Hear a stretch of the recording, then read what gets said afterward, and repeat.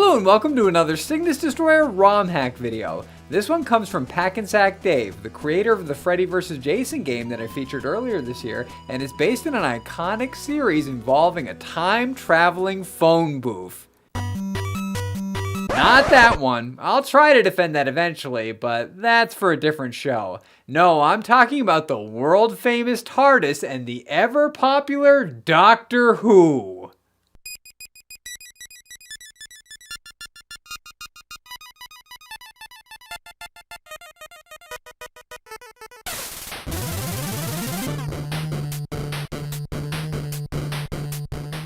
As that fantastic title screen states, Doctor Who for the NES is a recent project from Pacnsacdave. This 8-bit adventure stars the 11th Doctor, portrayed by Matt Smith, and his mission is to restore peace to a chaotic planet that he and his companion Amy Pond have landed on. The TARDIS beams him down to the planet after pressing start, and his quest begins.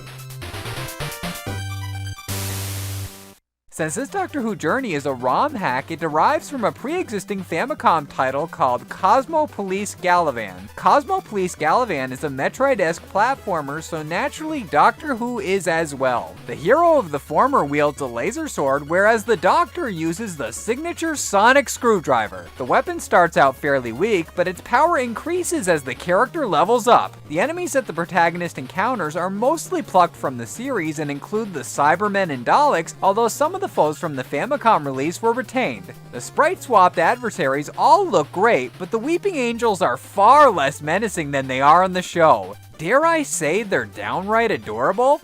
Yeah, I think I will. They're totally cute! Besides the Doctor's rogues gallery, K9, his robotic dog companion, drops in to give advice and provide attachments for the screwdriver. These attachments are labeled in the bottom right corner as 1B, 2W, and 3I. 1B is the standard sonic screwdriver, 2W is the hyper ray, which allows entrance to the red block doors, and 3I is the barricade destroying star crystal. These abilities are chosen via the select button and controlled by the SP meter, which has a finite amount. Fortunately, there are red containers that refill the meter, just like there are blue ones for the health. There's also a bar marked DW that temporarily boosts the Time Lord's strength. Collect enough P items to fill up the bar, and our hero will sport a hat. It's not that impressive visually, especially in comparison to the badass armor in the Famicom version, but trust me when I say that it's quite helpful in dealing with bosses. The bosses are carried over from Cosmo Police Galavan, and they're certainly interesting.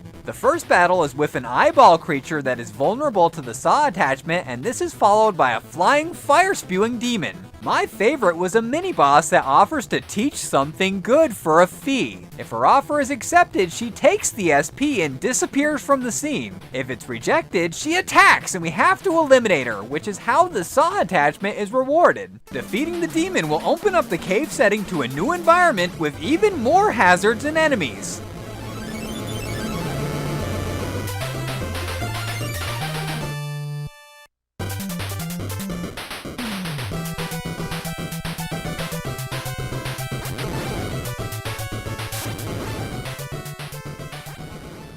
This is just the tip of the iceberg of what this hack has to offer. I spent a few hours with this and I was only able to get to the second part. That's how deep the gameplay is. It requires tons of trial and error and exploration to find the correct path and necessary tools to make progress. When I approached Dave about receiving a copy of the ROM to review, he told me that it was pretty tough, and he wasn't joking. Fans of Doctor Who and Metroid should definitely check this out. It can normally be purchased from Dave's store with a fancy label that has a familiar symbol on it, but unfortunately it's out of stock right now. In the meantime, I'll post the link for the rest of his hacks in the description below. There's a lot of awesome stuff there, such as the Ninja Gaiden mod that brings Spider-Man into the mix, and a restoration of the lost original Superman prototype, among others that I'm going to cover in future videos. Anyway, that wraps up my look at another cool Pacnsacdave creation. Come back next week for an LJN Defender episode, but until then, this is Matt, signing out.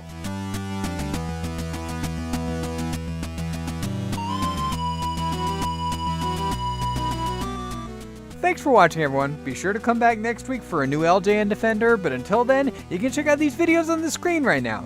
On the upper left-hand corner, that is last week's Cygnus tutorial video on Bucky O'Hare Arcade, which I did for my 3rd YouTube anniversary. So yeah, check that out. I love Bucky O'Hare. Bucky O'Hare was what kicked off the channel with the NES game review of that. So I decided to go back to Bucky O'Hare territory for my anniversary. So yeah, check it out. Now in the upper right-hand corner, that is on the topic of ROM hacks. How about my video on Streets of Rage ROM hacks? There's a lot of cool hacks in there, featuring a lot of cool characters from, you know, pop culture and all that. You know, you wouldn't believe what you'll see, so check that out. I'm not gonna spoil anything, but check it out if you haven't seen it. Now in the bottom left-hand corner, just for the hay of it, I guess, because it has no relevance to anything in this video. How about the IUPG Innocent Until Proven Guilty on Plumbers Don't Wear Ties?